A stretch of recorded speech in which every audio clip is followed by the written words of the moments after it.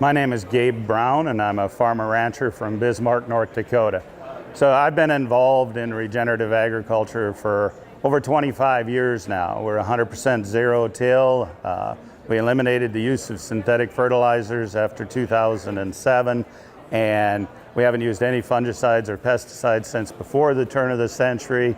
We have a very diversified ranch, and by we I mean my wife and my son, who's actually owner of the operation now. We've turned it over to him. We have 5,000 acres. Of that, approximately 1,000 acres is cropland, and the remainder is tame and perennial pastures. We grow a very diverse crop rotation, everything from corn, spring wheat, oats, barley, rye, triticale, hairy vetch, peas, and the list goes on. We raise grass-finished beef, pastured pork, grass-finished lamb. We have 1,400 laying hens out on pastures. We grow vegetables and fruit. And what I'm going to talk about today is how I transitioned from the current commoditized, industrialized farming model to one now that focuses on producing nutrient-dense food in a way that regenerates our soils. So the topic I'm going to speak on this evening is called Dirt to Soil, and it's how we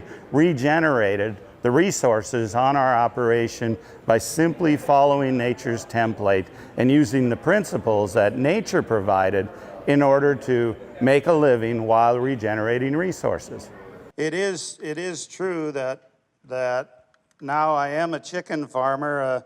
A year and a half ago, my wife and I turned over the operation to our son. He's now 100% owner of it, and so I work for him. And it's kind of nice in some ways that I don't have to put a lot of thought into things anymore, but I kind of find it strange that I end up doing the things he doesn't want to do, but then I remember that he's probably just paying me back for the past 30 years. So when Daryl called me, it's probably been a good year ago, and asked me if I would consider speaking at this event, of course I jumped at it because this is where I had my start. And I asked Daryl what he wanted me to talk about, and he said, well, talk about regenerative ag and the journey that you've been on for the past 20 plus years. So I'm going to talk about dirt to soil, and it really brought back a lot of memories as I was putting this presentation together of the people that influenced my family and I, and the friends we met along the way. And I found it kind of ironic in that I bumped into Herb Middlestead in the hall back here, and Herb's sitting in back, and I was telling Herb, I remember in 1997, I attended a Livestock for Profit conference. And I know there were several others. Mr. Miller and Mr. Fettig were there, and Mr. Doan. And one of the things that was occurring in my life at the time, we had 2 years of hail, and then 1997 was a year of drought, and this was January that year, so I'd lost 3 crops in a row. And one of the speakers that was at the conference that year was a rancher from Alberta by the name of Don Campbell. And Don said in his presentation this. He said, if you want to make small changes, change the way you do things. But if you want to make major changes, change the way you see things. And I will never, ever forget that. That probably had more influence on me than anything else these past 20 plus years, because I realized that I had to look at things differently. So what I'm going to do tonight, I'm going to play the role a bit of devil's advocate to start out and describe to you what I see the issues with the current production model, and then how we can use regenerative agriculture to our benefit. And I'm going to end tonight with some things we're working on and that I'm involved with that show great promise for not only putting more dollars in producers' pockets, but also really regenerating not only the health of our land, but the health of our farms and our communities.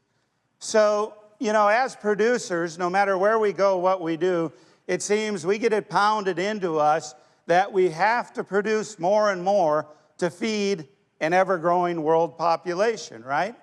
We hear that every day and every day. Farmers have to feed the world. So we're really focused on yield in pounds. And I really enjoyed what Alan was talking about, in that pounds of beef cattle is the wrong way to look at things. We need to be looking at profit per acre. And I would say the same thing with our grain production. We should not be looking at yield, we should be looking at profit. And over the years, I've come to realize that I will take profit over yield any day. And there's a big difference between the two. So in order to do this, what do? You can drive for a long ways, especially when you head south and east of here, and all you see is fields of monoculture corn, monoculture soybeans. You head west of here, we see wheat upon wheat. You head into Canada, it's canola. Their rotation up there, it seems to me, is canola, snow canola. That's all you see pretty much is canola. Although I was surprised, just last month I was traveling into central Saskatchewan and I saw a lot of soybeans being grown up there now. It's amazing. This whole continent's becoming nothing but corn and beans. We also see a lot of livestock in confinement, and I don't care what type of livestock we're talking about, whether it's beef, cattle, dairy, hogs, poultry, all in confinement. That's a satellite image of a feedlot. Really makes you want to eat beef, doesn't it? Okay, these practices cause what? Loss of biodiversity, right? We're losing the diversity in our ecosystems. My son, for 5 years, he taught rangeland management at this college. And he brought his students out to that particular paddock of ours.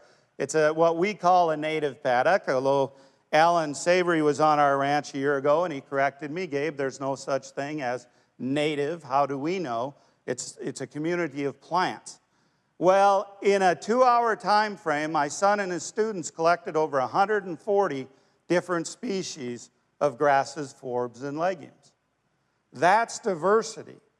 Yet, us, in our infinite wisdom, think we should plant a monoculture. Do you not think there was a reason that these ecosystems evolved with that type of diversity? That lack of diversity, then, leads to a destruction of what? The soil aggregate, the soils. That's the same soil, and I know many of you have seen this photo. It's all over the internet. A farmer took a forested area, cleared part of it, just like Francis is doing in Africa. That was 4.3% organic matter. Farmed it monoculture soybeans for 17 years, 1.6% organic matter. Which of those soils is going to have more soil life? Which has more carbon? Which is going to infiltrate more water? Which is going to hold more water? Yet that's what we're doing with tillage and monoculture agriculture. If we look under a microscope, we can see the pore spaces. And I'll talk more about that coming up. That lack of biodiversity then leads to lower nutrient cycling, which leads to what? Increased use of synthetic fertilizers. If we're not able to get the production from a naturally functioning ecosystem, we're going to use synthetics in order to boost production. And we can't blame the people back, our forefathers in the 1940s and 50s for using these synthetics, because they saw a significant increase in production by using them. But we have to look at the bigger picture and look at the ecosystem. An increased use of synthetic fertilizer spurs the decline of what? Chris Nichols talked about this, mycorrhizal fungi. We have to have mycorrhizal fungi in the soil for that transfer of nutrients, water, and for the formation of soil aggregates. We have to feed soil biology. We use larger amounts of synthetics, we're going to see a decline in soil biology. I like this photo. That is 20 plus years no-till. Okay? Is no-till the answer? No. It's a piece of the puzzle. It's a piece of a much bigger puzzle. It seems as producers we get so hung up on our tools, we forget to look at how ecosystems function. The issue with this producer's model is it's all monoculture and it's the overuse of synthetics. What happens in a soil environment? Several producers today talked about carbon and nitrogen ratios. If we use a high amount of synthetic nitrogen, the biology is going to consume that, and then what's going to happen? They're going to have to go looking for carbon, right? Where are they going to find that carbon if they've already consumed all the residue on the soil surface? In the soil aggregate, right? They're going after that carbon in the soil aggregate. Pretty soon we get soils that look like that. What's going to be the infiltration rate on those soils? You know, well under ½ an inch an hour. So do we create our own droughts? I think so. ½ inch of rainfall cannot infiltrate.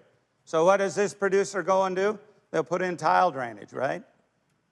Really, they've destroyed the soil ecosystem. It's all for naught. High use of synthetic fertilizer also aids in the propagation of what? Weeds. Most weeds, and I prefer to look at weeds as just forage for livestock, but most weeds are high nitrogen users. So because of this, what do? Increased number of weeds, we're going to spray herbicides, right? What's the issue with that?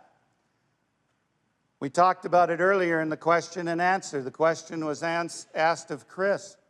What are the ramifications of some of these herbicides? A lot of the herbicides being used today are chelators. They tie up metals. They bind to metals, right? Metals such as zinc, manganese, magnesium, iron, copper are now unavailable to the growing plant. Okay? Those micronutrients are often needed by the plant to ward off diseases. Because plants then are not able to uptake them, they can't ward off the disease, then we're stuck what? Spraying a fungicide. 20 plus years ago, did we spray many fungicides? No. Did we see much fungal diseases? Not near to the extent we see them today. I work with many, many producers. This is an everyday protocol for them in their crop production model. We're going to spray a fungicide regardless. Blanket application. Fungicides then are detrimental to what? Soil biology. The same soil biology that drives the nutrient cycle, that can put more profit in our pockets. Because plants are not healthy enough to ward off pests, we do what? We spray a pesticide, right? Because we spray pesticides, we have a decline in insects, particularly the pollinators, and including the pollinators. The very same pollinators that are critical to pollinate our crops. Does this make sense? Are we shooting ourselves in one foot and putting a Band-Aid on the other? I think so. That's the current production model being used today. These pesticides also cause a decline in the predator insects, the very same predator insects that would consume the pest if we had the diverse ecosystem to be a home for those predators. So, what effect does the current production model have on our resources? This is Iowa. That's supposed to play, but I guess I'll just go. This is Iowa in 2017. We shouldn't be seeing that in production agriculture today. Last spring, we were putting on a soil health school down in Oklahoma. They closed the interstate down because of blowing soil. It was a hazard. We shouldn't be seeing this in our country or anywhere around the world. Look at this. There's Colorado in 1935 in the lower right, Colorado in 2014. What have we learned? We're seeing this everywhere, and there were several photos by the presenters this morning and this afternoon on that. This photo was taken in Burleigh County. Jay would remember this one. That's a producer's topsoil. He had seeded wheat. We had 3 days of 60-mile-an-hour sustained winds. I'm pointing to the top wire on a 3-wire barbed wire fence there, completely covered in soil. There's his wheat crop. The thickness of a sheet of paper is equivalent to 1 ton of topsoil per acre. How many tons of topsoil did he lose there? And we wonder why we're working with a degraded resource. Those soils end up in our watersheds. And they bring with it the nutrients we applied. You know, why wouldn't we want to hold those nutrients on our own land? And then we have water quality issues. Every summer we hear about the water quality issues in the Gulf, the Great Lakes, the Chesapeake, the estuaries out on the West Coast. It's occurring everywhere, a greater and greater problem. The industrialized, commoditized production model is all about killing. It's about killing weeds, pests, fungus, diversity, our soil, and also our profit. Take a look at this. This is from Stats Canada. It's some information, and it holds true for the United States too. The blue is input cost. The green down there is profit for the producer. The last figures I heard in the United States, the average farmer received 12.6 cents out of every food dollar. Call me greedy, but I want the other 86 cents too. Every day we put at risk our capital, our livelihood, and what do we get in return? We're exporting the wealth off the land. We need to put it back into our pockets where it belongs. As I said, we've been told we need to produce more to feed the world, so we focus on higher yields and higher pounds. But higher and higher yields and pounds only lead to lower prices, and it leads to more farm subsidies. You know, I have a real issue when farmers complain about the $19 trillion deficit, and here we are going to the mailbox to see if we have a check. You know, think about it. That just is not right. But Gabe, we're feeding the world. Really? Current world population, and I just looked this up, 7.2 billion. Any guess how many people we could have fed with the food produced last year? Any guesses? 10.2 billion people, okay? So you are told every day that you have to produce more and more pounds, more and more bushels to feed the world, and we do it over and over again, but we're kidding ourselves if we think the growing population will cure low commodity prices. It's not going to happen. It's not going to happen at all. What has all of this production done for the quality of our food supply? Yes, we produce plenty of food, but the nutrient density of the food we produce has decreased from 15 to 65% in the last 50 years. Russell had this slide up. It's the nutrient density of 27 different kinds of vegetables. Meat's the same way. Take a look at that. Look at iron, declined by 54%. It's absolutely amazing. So what are we doing? We're producing more and more. An individual today would have to consume about twice as much meat, 3 times as much fruit, 4 times as much vegetables to get the same amount of minerals that they could from those foodstuffs in 1940. Look at that. Results in this. The United States spends more on health care than any other country in the world, and I don't think anybody here would argue with that. Yet look at this. We rank at the top or near the top in ADD, ADHD, cancer, Parkinson's, Alzheimer's, autoimmune diseases, osteoporosis, and the list goes on. Now, am I standing here blaming farmers for all of that? No, absolutely not. However, as a producer, we all have to take our share of the blame for that. This is Dr. Zach Bush. I had the privilege of meeting Dr. Bush earlier this year. He was one of the world's foremost authorities in cancer treatment. He spent his adult life working on chemotherapy protocol. This man knows human health, and it's absolutely amazing to sit down and talk with him. Dr. Bush, I spent a week with him here in August, and he made this comment. The best way to address this human health crisis is with nutrient-dense food. The only way to produce nutrient-dense food is with healthy soil.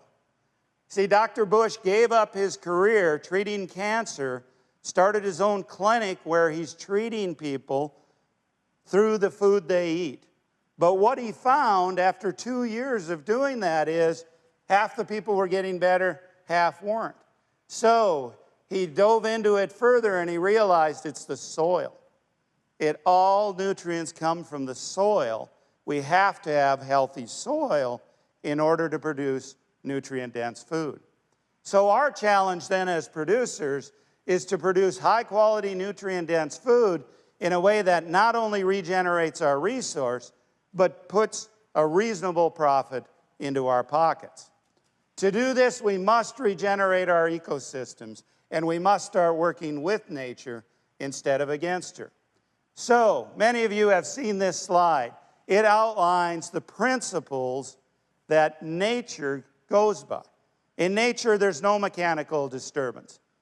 There's armor on the soil surface. Nature is always trying to cover the soil. Why do we have weeds growing? Nature's trying to cover the soil. Nature's trying to balance a nutrient deficiency. In nature, there's a diversity of plants, animals, insects. Nature cycles water very efficiently. There's living plant root networks. There's nutrient cycling via biology, and there's thousands of years of research and development. Why do we want to impose our will on nature? It seems to me the current production model is all about being antagonistic to nature. We have to work with nature instead of against her. You know, when you go out and buy a vehicle, a tractor, an implement, a washer, dryer, you always get an owner's manual.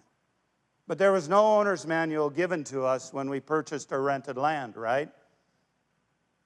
This book was written by John Sticka from Dickinson, North Dakota, a soil owner's manual. I give that away to people all the time. It is a great learning tool that outlines the principles that I just talked about. So I want to go down the path that I went down a number of years ago to learn about regenerative agriculture. And I had the good fortune in 1998, as Darrell said, I was asked to run for a position on the Burleigh County Soil District Board of Supervisor. Best thing that could have happened to me next to those 4 years of crop failures. But I was very fortunate. I tell people that Gabe Brown really isn't very intelligent. As a matter of fact, you heard Russell Hedrick talk about Dr. Rick Haney. Dr. Rick Haney, in one of his presentations, put up a picture of Homer Simpson, and he said, world's simplest creature, and then he put up split screen Gabe Brown, and strikingly similar, you know. And he said, if the world's simplest creature can understand these principles, anybody can. So I had the good fortune that I was able to learn from people who really have the intelligence to know what they're talking about. So one of the first things I remember after I got on the board, Jay lined up a busload and we went down to Dakota Lakes and visited with Dr. Beck, and it was shortly thereafter that the district ended up buying a no-till planter, and at that time then no-till became prevalent in Burleigh County and in south central North Dakota. And I'll never forget the impact that Dwayne had on my operation. And our operation has been 100% zero-till since 1994, and we're focused on not disturbing that soil structure. The other thing I really had the good fortune was that Jay was the district conservationist, and you know, I went through 4 years of hail and drought, and at times I felt like I was on an island, and realized back then there wasn't the internet like there is today. Al Gore hadn't invented it yet, evidently, but I finally had somebody that I could bounce ideas off of, and somebody that, you know, Jay's favorite saying, I think, was, but Gabe, you could do better, I remember. So he would tell me that time and time again, and it just pissed me off. So I'd have to try and do better all the time, you know. But Jay taught us the importance of carbon and the importance of armor on the soil surface. I remember him learning from Dr. Don Rykowski about the carbon cycle, and then he'd come to the board meetings and share it with that, and that really drove home the fact to us supervisors and employees of the district that we had to protect that soil surface. So we're going to put as much armor on the soil surface as possible to feed biology, keep soil temperatures down, suppress weeds, and save it from erosion. In 2006, Jay and I went to No-Till on the Plains conference, and I'll never forget, Jay was sitting ahead of me across the aisle. See, he didn't want to know that he didn't want people to know that I was associated with him, so he was sitting up a ways. But Dr. Caligari made this statement: cover crops are meant to be seeded in multi-species combinations. And I'll remember Jay turning and looking at me, and I went, duh, you know, that just makes sense. Look at native prairie. We had been seeding 2- and 3-way combinations, and people thought we were nuts for doing that. But when you really think about what Dr. Caligari was saying, and you think about the native ecosystem, it only makes sense. It's diversity that we need. So we went home and immediately started planting very, very diverse mixes. This picture is a photo of my diverse vegetable garden. There's actually like 30 species of vegetables in there, 20 species of grasses and legumes, and then another 20 plus species of flowers in there. That's diversity. What we were really trying to do was optimize solar energy collection. And all of us as producers, I don't care whether you're a grain farmer, a beef cattleman, a dairyman, a vegetable farmer, or an orchard production, fruit production, all we're trying to do is capture that solar energy. And that solar energy is free. Let me ask you this: if we were to take one of those plants on there, doesn't matter which species, and dry it down, what would that plant be made of then? It's going to be about 97% carbon, oxygen, nitrogen, and hydrogen. Those 4 elements. What do those 4 elements have in common? They're all in the air, right? And they're all available to us.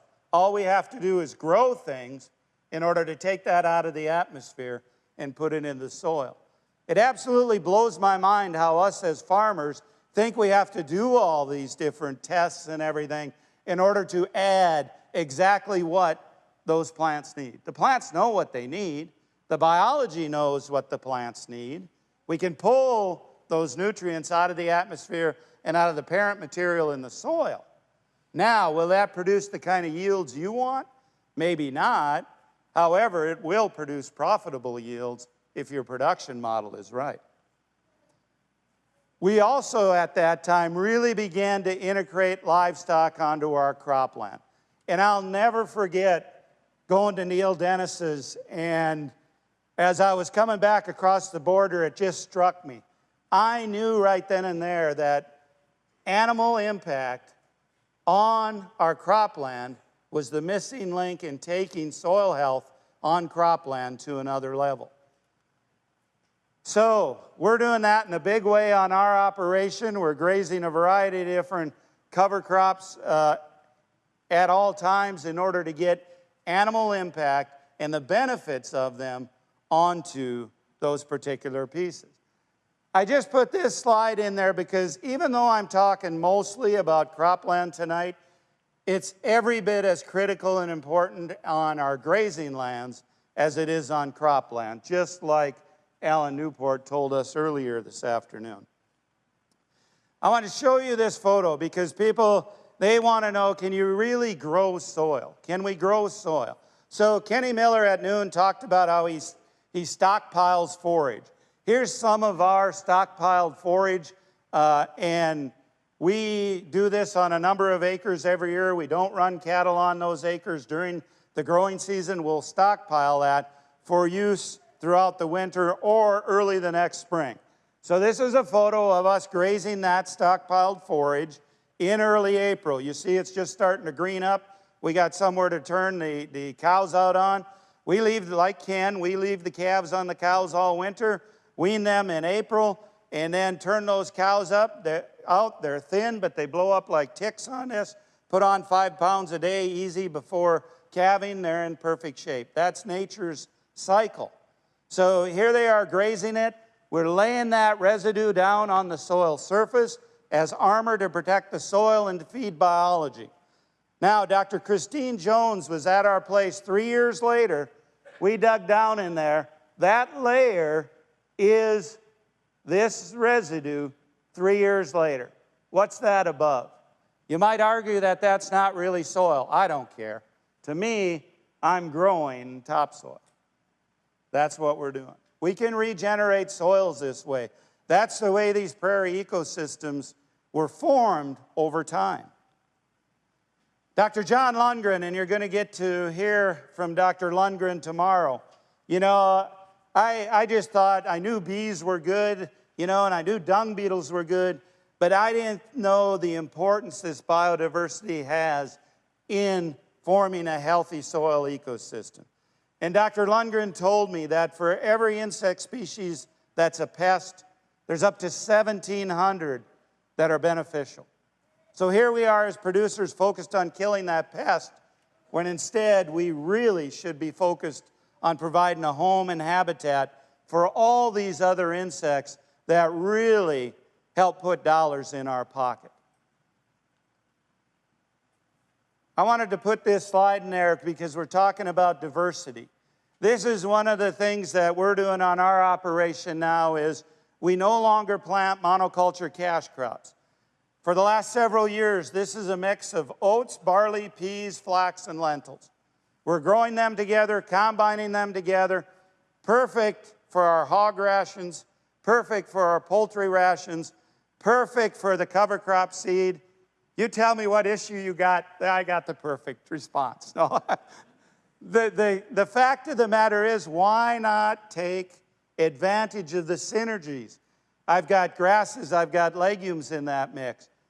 They work in synergy with each other. Nature is much, much more collaborative than it is competitive. Why not take advantage of that? Tomorrow you're going to be hearing from Derek Axton and what they're doing with polyculture cash crops. As I travel the country now talking, I tell people, I really think within 10 years, this polyculture cash crops will be the norm in production agriculture. And Derek will talk more about that.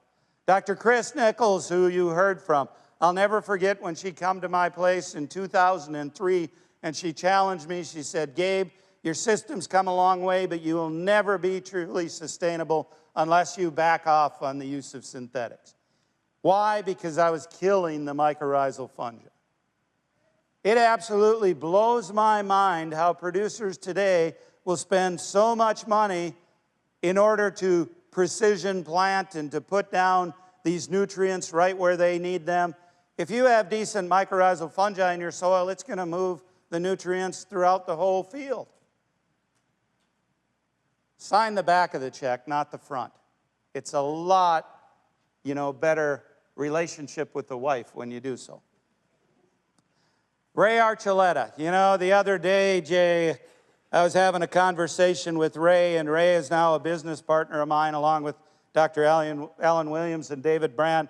And I said, Ray, I often think and wonder what would have happened if Jay wouldn't have brought him to my place back in 2007. Because my life would be a lot easier since now without knowing him.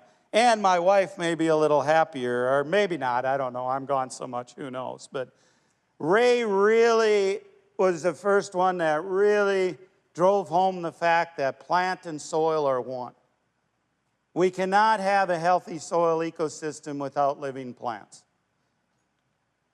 Take a look at this photo. I really like that. That's an old lake bed.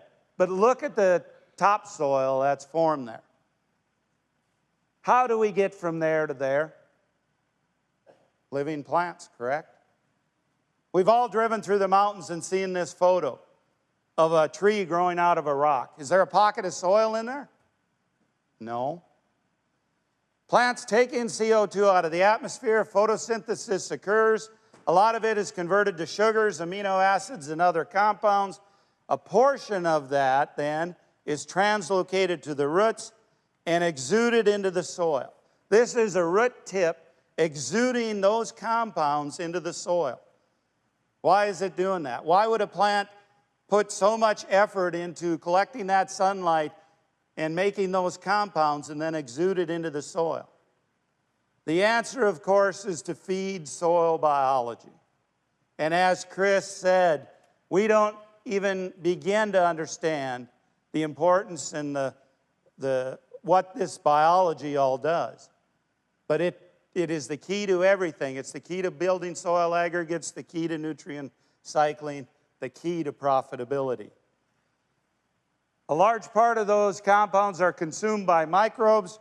Part of it combines with water and forms carbonic acid. And it's that mild acid that breaks down rocks, organic matter, that parent material, making nutrients available to the plant. You know, we quit using synthetic fertilizer after 2007 on our owned acres. And I remember in the early years, people told me, Gabe, your system's going to crash. You can get enough nitrogen out of the atmosphere. Above every acre of land, there's approximately 32,000 tons of atmospheric nitrogen. I'll never forget my good friend Jack Stahl is sitting at the front table from Manning, Alberta. I first went to Manning in 2012 and put a presentation on with the help of Tom, who's in the room back here, also, and Nora.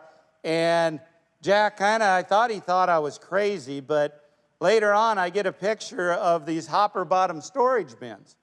And Jack tells me, Gabe, do you realize that there's more atmospheric nitrogen above the footprint of those bins than can be held in those bins? And I said, good for you, Jack, you got it.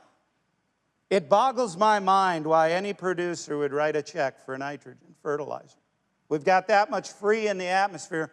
All we have to do is be wise enough in our thinking and planning to have the legumes in our rotation and have the biology, because as soil scientists are discovering, there's azotobacter and all these types of biology that actually have the ability to take that nitrogen out of the atmosphere and make it available to the plants.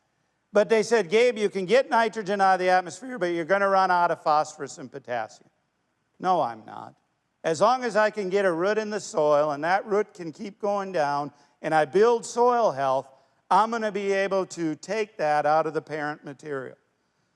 Do the math. If you've applied phosphorus once in the past 20 years, you've got enough phosphorus in your soils for your lifetime. Do the math. All you got to do is do the math, and it equates out. Yet here we as producers keep dumping copious amounts into the soil, and then we wonder why urban public is so upset with us because it's now in their drinking water, you know? We got to stop and think about that. I can grow roots of perennials, and Alan showed this, deeper and deeper and deeper, and I can break down that parent material, and then the trick is to cycle it in our own ecosystem. Roots feeding biology lead to porosity. Remember taking that photo? Jay took that photo after a 13.6-inch rainfall event on my place in 2009. The more pore spaces, the greater the infiltration, the greater the home for soil biology. As producers, we have come to accept a degraded resource. I spend the majority of my time traveling across North America speaking to producers about soil health and regenerative ag. Every single time I speak at a conference, I hear people say, but Gabe, you don't understand. Our soils aren't like that. You don't understand. You know, I was in Iowa, and they said, now, Gabe, before you give a presentation, you know, we are in Iowa. These are the greatest soils in the world, and it proceeded to rain half an inch that day, and there was water ponding on the soil surface, and I got up and I said, your soils are crap. I would not trade my soils for Iowa soils for anything. You know, we've degraded our resource, and I tell people, I have never, ever been on an operation anywhere in the world, including my own, that's not degraded. We are all working with degraded resources, but the fact of the matter is we can regenerate them. This is Michael Thompson in western Kansas. Michael went down the regenerative path a number of years ago. To his father's credit, his father led him. Tilled soil, no lack of diversity. 3 years later, with using diversity in the crop rotation, cover crops, integrating livestock. Isn't that phenomenal? 3 years difference is all. We can do this. This is 10 years of regenerative ag. Look at that soil. There's 20 years of these regenerative principles.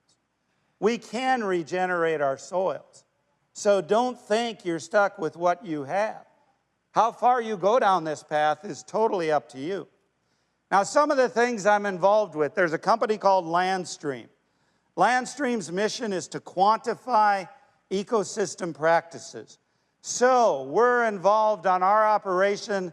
Dr. John Norman is the lead scientist. You may not know Dr. John Norman, but he has so many PhDs, I couldn't list them all. He developed the instrumentation for NASA that NASA uses to measure biomass production on Earth. That's how smart this guy is. So John's been to my place a number of times. They came and they pulled 190 soil samples, 4 feet deep, on 523 acres.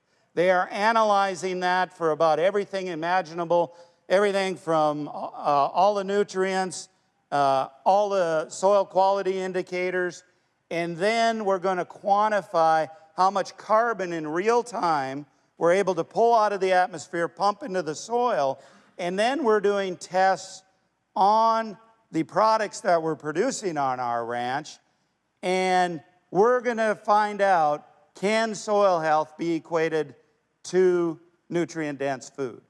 It's about a $1.5 million project, and it's going to be 3 to 5 years before we get the results. But here's what he's found on the tests he's taken so far. We've pumped enough carbon into the soil to equate to 92 tons per acre, which is the equivalent of 60,400 tons of thermal coal. Soil colors showed aggregation down to 48 inches. 48-inch probe. We had well-aggregated soils all the way down. Dr. Norman said some of the samples are now at 70% pore space, which he had never, ever seen before. He also found A-horizon topsoil. Remember, Jeremy was talking about that this morning, 29 inches deep, as compared to other farms in the area that were 5 inches. People say, so often researchers said, oh, it'll take 500 to 1,000 years to grow an inch of topsoil. No, it won't. We can do it in a much shorter time using nature's principles. It's all up to our stewardship, though, as to how fast and how far we advance. So another company that I'm working with is called the Bionutrient Food Association. They've had engineers develop this meter. It's about the size of a cell phone. And what you'll be able to do with that meter is you can walk into a grocery store, farmer's market, anywhere. You can scan over that product and it'll read nutrient density. Think of the difference that's going to make in production agriculture. So I'm growing carrots and Scott's growing carrots. All of a sudden, the grocer sells out of Scott's carrots. Okay? Why? Because people are reading it's higher in nutrient density. They're willing to pay more for it. How much more? That depends. Supply and demand, right? All of a sudden, the grocer's not buying any carrots from me. Now I'm going, hey, what the hey? And the grocer's going, you better find out what Scott's doing. Those carrots are higher in nutrient density. They're flying off the shelves. This is coming, and it's coming soon. Now, I predict the next step beyond that is that device is going to read chemical residues also. Okay? What will that mean for each of our operations? We here in the northern Great Plains, we're kind of isolated. Unfortunately, I get taken to the coasts at times, and I learn a lot from the urban public out there. They are buying according to what they perceive to be food that's higher in nutrient density and the way it's grown or raised. That's very, very important to them, and they're willing to pay for it. Now, our challenge then as producers is to provide them with that product at a price point where we can make a reasonable profit. So those are some of our grass-finished steaks, by the way. Another company that you'll be hearing, you already know them, but that I've had the pleasure of working with here now, that's going down this regenerative path, is General Mills. This past winter, I worked with them to develop a regenerative based questionnaire that it's 25 questions. And you as a producer answer those questions. And some of the questions will be like, do you grow a cover crop on every field every year? If you do, you're in the gold category. If you say, well, I grow a cover crop on 75% or more of the acres, you're in the silver category. Now, don't hold me to these. I don't remember the exact standards, but if you grow a cover crop on less than that, you're in the bronze category. You're going to be paid for your products, your food you're selling to them based on that. You know, are you zero-till? Do you till a field an average of once every 2 years, once a year? What is it? You're being based on that. Do you have armor in the soil surface? What's the diversity of your crop rotation? How many species? Do you have all 4 crop types? They're willing to stick their money where their mouth is, and it's to their benefit because they're a for-profit business. You know, they're going to use it in advertising, etc. Don't kid yourself. But if we can put more dollars in the producer's pocket, and you all being here tonight, you're well down the path already of regenerative agriculture. Why wouldn't you take advantage of that? If not, you're going to be left out. One's ability to be successful with regenerative agriculture is directly related to one's understanding of how soils and the soil ecosystems function. It's not change that we're looking for, it's understanding. Because through understanding, change will occur. And I really believe that. And those of us who have been in this a long time, it's taken a long time for that snowball to start going downhill. But look at it. You can hardly pick up a farm publication today without them talking about soil health, without them talking about biodiversity and these principles that I shared with you. So this is the cash flow statement on our ranch. We start with carbon. Everything's based around carbon. Soil, water, sunlight. We grow all these different and raise all these different products, and then we're marketing them directly with the consumer. Our goal is to capture a higher and higher percentage of the food dollar. Are we capturing 100%? No, but we're well above 70% right now. Don't tell me there's not money in production agriculture. There's not money in the commoditized industrial type model, but there is money in production agriculture. What you want to do is totally up to you, but this is how my family and I are moving down the path. Yes, we can feed the world, and we can do it while regenerating our resources. Thus, we're going to heal farms, families, and communities. Now, just to make sure you're awake, had to put that one in there. Saw that. That's all I have. Thank you.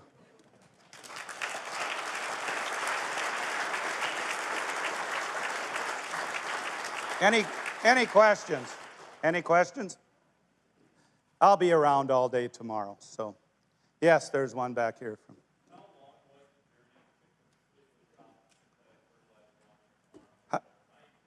How long was the journey to drop synthetic fertilizer? I want to be crystal clear about this.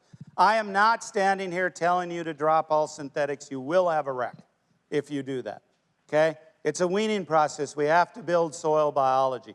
For me, realize, you know, I'm a slow learner. I had to learn everything the hard way, usually twice, okay?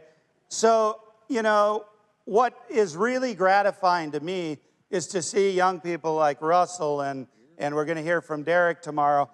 They've taken their operations further in 5 years than I did in 25. So it's an unfair question to me. You know, once Chris gave me that challenge, you know, it's kind of like Jay always telling me, yeah, but you could do better. You know, I was going to either prove Chris wrong or right. So I did split trials for 4 years, you know, and for those 4 years, the non-fertilized was more profitable every year than the fertilized. So then I just dropped it totally on our own land. And since then, we've dropped it on all rented land. But I can't answer that. It's up to you. The beautiful thing about the Haney test that Russell described is it's the best test out there today with today's knowledge to guide you down that path. Because the accuracy is there. They've done enough tests. You can use it, do the trials, like Russell said, on your own operation and wean yourself off. Yep. Everybody's Questions? quiet. Any other question? Yes. I've got one for you, Gabe. As somebody that's new to the regenerative agriculture journey, looking back for yourself, what would you say are some of the wrecks that you would avoid or would wish you could have avoided? Yeah, some of the wrecks I would have avoided. Well, I wouldn't have had Ray come to the place. No, I'm kidding. You know, and here's what I tell people. I often get asked, what are your failures? So I don't want to fail at that. But I tell them, just because it was a failure at my place does not mean it's a failure at yours. You know, Lauren said that really well this morning when he talked about we have to experiment for ourselves. If I had to say one thing, though, that's blanket, these principles work anywhere in the world where there's production agriculture. The tools you use will be different. Species of crops, livestock, etc. But, you know, Francis showed us he's doing it in Africa. The one thing that I didn't do from the get-go that I wish I would have was have a living root in the ground as long as possible throughout the year. We have to grow things. And so often as producers, look at this year, you know, harvest, there was some crops we got harvested early and then some were later. But as soon as we're combining a crop, we've got the drill running. Russell showed what he's doing. Jeremy showed what he's doing. Always have that living plant. You're not going to cycle that carbon and that energy out of the atmosphere if you don't. Yes? Yep.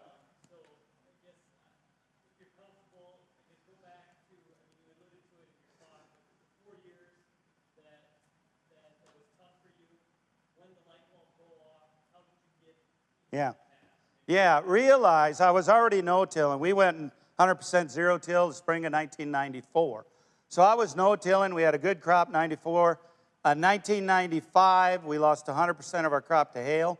No hail insurance, you know, because it just didn't hail much at our place, we thought. So that set us back financially. Next year, the banker was willing to stick with us. We lost 100% to hail again.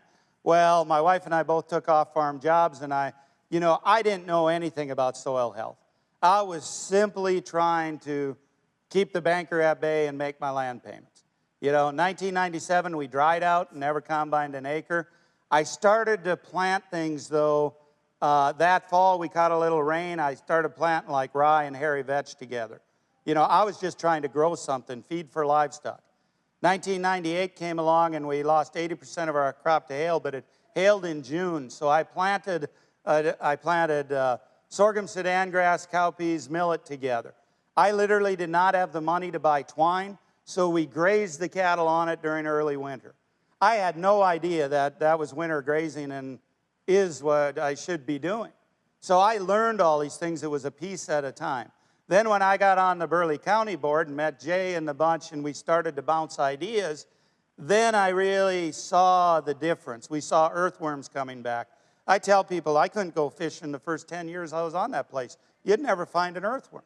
You know, all of a sudden we had earthworms appearing. We could see the difference in the soil structure, and I knew something's happening here, you know, and Jay saw it too, and others did, and then I had somebody to bounce ideas off of, and Jay kept cracking the whip and trying to beat it into me, you know, these principles. So it just took time.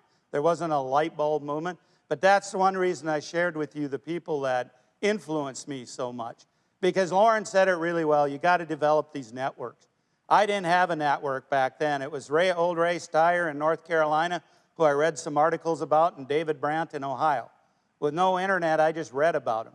You know, I researched Thomas Jefferson's old journals, what he was growing in Monticello. You know, it was either do or die. And so often, those of us going down that path, that's the way it was. But the beauty of it is with this regenerative model, and you see it here today, everybody's willing to share. And that's a great thing. Develop those networks and learn from it. Yep. Yeah, Jack, do I want to take your question? In a natural nutrient cycling system, proven by creation,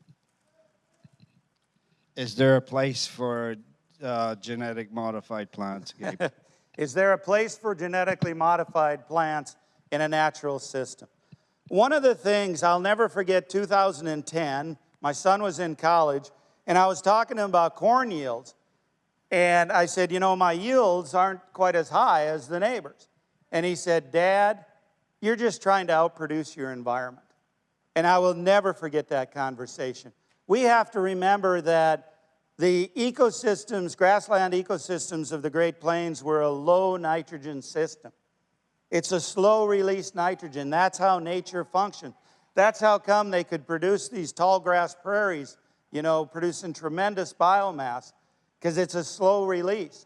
Since that time, I have not thought one moment about yield or pounds. Whatever nature provides, nature provides. Now, you ask about the GMOs. This is how I answer that. Russell showed you what the genetics of a corn that was from the 1850s, you said, Russell? Yeah, look at that. 170 years old, produced 318 bushel corn, and won the corn yield contest in North Carolina. Do you think he would have got any better with GMOs? The other thing I will say is we're direct marketing our products directly to consumers. And my son has now over 8,000 customers that have or are buying from him. The number one question they ask when they come up and buy from him is, where are you from? They want to know they're a farmer. The number two question, asked by over 70% of them, do you grow any GMOs? If we say yes, we are done. They will not do business with us. So my personal thoughts on GMO are, why would I want to do that when it's going to cut into my profits? Plain and simple. I'm not God. It's not for me to decide. Yes, behind you, Daryl. I think I heard you say you do not use glyphosate, but you do use chemicals occasionally. And also, is that how you terminate perennials to go back to an annual? Yep. The question was, do I use glyphosate? We did at one time. I have not used glyphosate in quite a few years now. The reason being, you know, is what I showed you. Glyphosate is a chelator. It's what Dr. Nichols talked about. It's patented as a biocide. It's water soluble. If you listen to Dr. Zach Bush, you will not use glyphosate. Okay? He can explain better than anyone else what's happening because it's water soluble and in our systems. And I'm not beating up on just glyphosate. It's the overuse of any of these synthetics, okay? So the question then is, do I use herbicides? We have a number of fields at our place that are 6 years now, no herbicide. We haven't used a pesticide or fungicide since before the turn of the century, with the exception of seed treatment on corn, and we discontinued that in 2010. We have never used seed treatment on any of the other seeds, okay? So it's strictly a herbicide. I've got a number of fields that are 6 years no herbicide, all the way down to, we did this year, we sprayed a 10-acre field and a 40-acre field with a herbicide. Your question about taking out perennials, I have not done that yet, taken out perennials and put it back into an annual system. We enjoy livestock more than grain farming, so that's where our focus on. Like Ken Miller, we're seeding a lot of our cropland acres back to perennials. Will we take them out at one time? Maybe so, but there's other modes of action that we can do that with besides glyphosate. It would be extremely easy for our operation to become certified organic. You know, we could already certify all the pasture acres, all the hayland acres, most of the cropland acres. However, we're selling our products for higher than organic prices. Why would I need to certify organic? So I just have no desire to do so. Yeah, I am allergic to paperwork, plain and simple. Yeah, and you know, despite most of the farmers, ranchers in this room, I am not addicted to work, okay? Plain and simple. Other questions? With that, oh, there's one right here. So you talked about the overuse of synthetic fertilizers. Could the same be said about manures and stuff? Oh, great question. Can the same be said about the overuse of manure? So just this past winter, we've held Soil Health Academy schools in eastern Iowa and in North Carolina. Large confinement hog and poultry operations in both states. And many of them are putting up those confinement operations to have access to the manures. But what's happening, it's not fresh manure. There's a huge difference between something falling out of the back end of an animal and something that has been in a slurry and in those type of conditions. It's actually, if we're applying copious amounts or large amounts of those liquid manures, we're actually detrimental. It's actually detrimental to soil health. There's toxins involved, and we're having a negative impact on soil biology. So, huge difference between animals out on the landscape and using manures from confinement situations. Yes. Good question. Well, with that, John's got Hold one. on. This is going to be a Gabe? doozy. Oh, okay. I believe Richard's got a question Okay. back here. The last statement you just made about manure, why do you think there is that difference? Yeah, and the difference is the lack of oxygen in those pits. And Chris can answer the question way better than I can. So I encourage you to ask Chris that question specifically on a break or that. But it's different biology. It's the lack of oxygen. And it's also, they're finding is a penicillin that's being produced in those type of systems. So you're applying that to the landscape, then it's negatively affecting biology. Yep. And you know, we're also working with one of the joys of being in the soil health consulting business is we're working with a lot of producers that I normally would not come into contact with. One of them is a very, very large producer of vegetables under greenhouse. And they are finding the nutrient density of what's being produced in that greenhouse is just terrible. And we're actually switching all the production in that greenhouse into soil versus in a growing medium. We're also working with a producer, 100,000 irrigated acres. Imagine that. And what they're finding, they're exporting off large amounts of biomass going to feed dairies and feedlots, and then they're bringing those manures, just like we talked about, back onto those pivots, and the soil health has just crashed. For one thing, it's too much nitrogen, too much phosphorus. They're destroying the carbon in the soil aggregate. Infiltration rates are going down. They're losing their production. And they're having to abandon a lot of these irrigated acres because of that. John. In connection with the application of the manures, recommendations generally with these large feedlots and stuff is now to inject it. They're trying to avoid the runoff, avoid the smell, those kind of issues. That's not the way that an animal operates. No. And I would assume that it's probably not the best thing for the biology of the soil to be injecting this at really at any rate. Yep. You're exactly right. And we have studies done from large dairies out east that show they actually should be applying about 1/20th of what they are applying and are allowed to apply, you know, but they've got to go somewhere with it. And land's at such a premium, they have nowhere to go, you know. It's one of the reasons, though, that we're seeing consumers gravitate away from that production model, you know. Yeah, that's right. Well, with that, I want to thank everyone, and I'll be around all day tomorrow, and there's a really good lineup of speakers tomorrow.